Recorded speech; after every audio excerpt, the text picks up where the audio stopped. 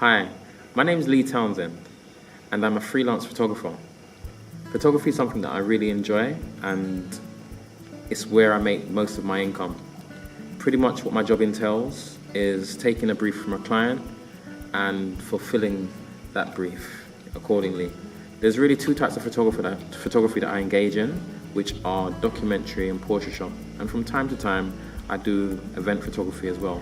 The benefits of being a photographer is that you've got a lot of flexibility in terms of the times that you work because you're able to select which jobs you're going to take on.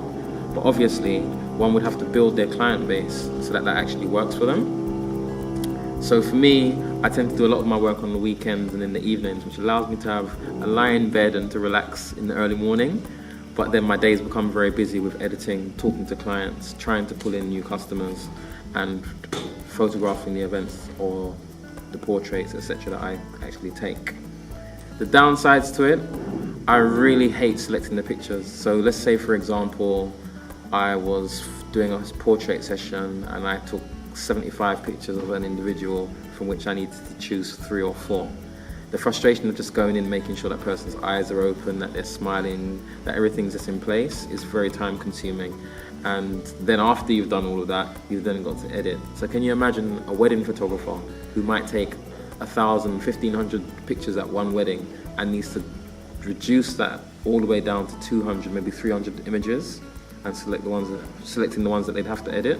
So it really is something that demands a lot of your time. It requires a lot of attention to detail, and those are the things that you really need to focus on. The other thing that's challenging around photography is having to deal with clients who can be difficult, or you could be at a function and the persons that you're having to engage with are not very tolerant of you and what you're trying to do, and at all times you have to be professional, you have to be polite, you have to be courteous, or else you could damage and harm your business.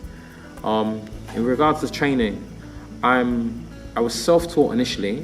When I came back to the UK from living in the Caribbean, it was hard to find a job. It was in the midst of the recession, and I felt like I needed to learn a skill. And I believed that it was either going to be photography, graphic design, or videography, and photography came first. So I began taking pictures at small events, people's barbecues, club nights, which I really never did enjoy. But that's how I sort of honed my skill. And after that, I went and did a City and Guilds level 4, I think it was, or level 3.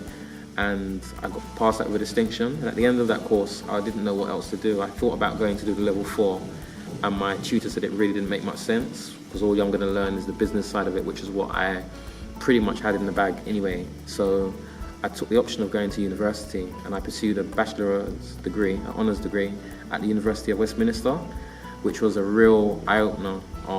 Not only did we learn practical things, but we learned a lot about the theory and the philosophies around photography, and that has helped me to be a better person in general in terms of my understanding of communities and society and that kind of a thing, but also it's helped me to be a more proficient and professional photographer. I changed the photograph.